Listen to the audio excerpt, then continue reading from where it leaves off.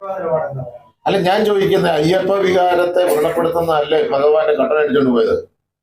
അയ്യപ്പ വികാരത്തെ വ്രണപ്പെടുത്തുന്നതല്ലേ ഭഗവാന്റെ ക്ഷേത്രത്തിലെ ശ്രീകോവിലിന് മുമ്പിലെ ദ്വാരപാലകരെ ശില്പത്തിൽ നിന്ന് സ്വർണ്ണം എടുത്തുകൊണ്ട് പോയത്, സ്വർണ്ണപ്പാളി എടുത്തുകൊണ്ട് പോയത്?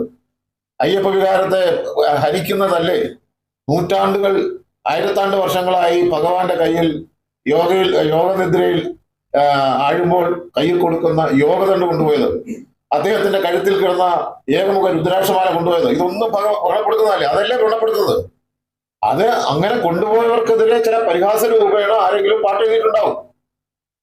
അതിനെതിരെ നിയമ നടപടിക്ക് പോയതുകൊണ്ടാണ്. അല്ലാതെ ഞാൻ ഈ പാട്ടിനെ വീഴ്ത്താനോ അതിന് സർട്ടിഫിക്കറ്റ് കൊടുക്കാനൊന്നുമല്ല. അതിനെതിരെ നിയമ നടപടിക്ക് പോകുന്നു. അത് നിരോധിക്കാൻ പറയും. പാളി കൊണ്ടുപോയ പ്രശ്നമില്ല, യോഗം കൊണ്ട് കൊണ്ടുപോയ പ്രശ്നമില്ല, രുദ്രാക്ഷമാല കൊണ്ടുപോയി ഒരു പ്രശ്നമില്ല, സ്വർണം മോഷിച്ചുകൊണ്ട് പോയ ഒരു വിഷയമില്ല. ആരോ എഴുതിയ ഒരു പാട്ടാ. ആ പാട്ട് അതിന് സർട്ടിഫിക്കറ്റ് കൊടുക്കാനോ അതിന് ഇത് കൊടുക്കാനോ ഒന്നുമല്ല. പക്ഷെ അതിനെതിരെ അത് നിരോധിക്കണം എന്ന് പറഞ്ഞിട്ട് ഈ പ്രവർത്തനം നടത്തുന്നത് കാണുമ്പോൾ ഇത് പലരെയും സഹായിക്കാനാണ്, പലതിനെയും വെള്ളപൂശാനാണ്. ഇത് അയ്യപ്പ ഭക്തിയല്ല, അയ്യപ്പ വികാരം ഒന്നും ഇല്ലവർക്ക്.